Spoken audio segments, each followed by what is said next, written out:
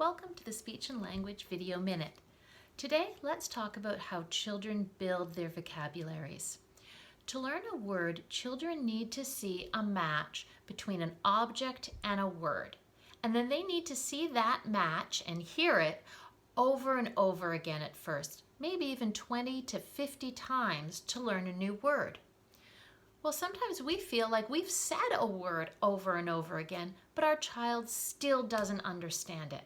So let me ask a question. When you said that word those 20 times, was your child actually looking at the object most of the time you said it? Here's the problem with word learning. It only works when our words match what the child sees.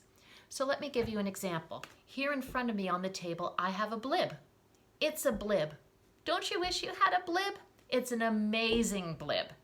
Now you've heard that new word blib 4 times, but you still don't have any idea what it is because I can see it, but I've made it impossible for you to see.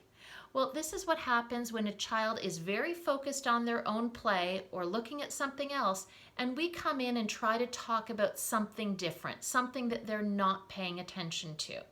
The reality is, they begin to think our words match what they are looking at, but it's not consistent. They get confused.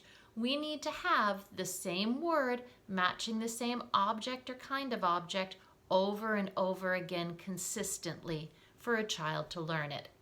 So here's something to try at home. When you sit down to play with your child, try to focus in and watch where their eyes are watching. Look at what they're looking at and use the words for their focus of attention. So if it's a dump truck, you're going to talk about the dump truck and not about something different over in the corner. This is much harder than it seems.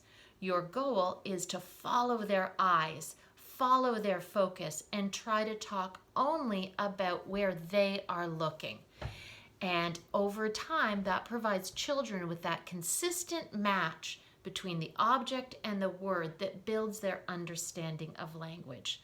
So remember, don't point somewhere else or talk about something that they're not looking at because the words will just go out there and not stick. Tune into what your child is interested in and use those words repeatedly. That's how understanding begins. Thank you.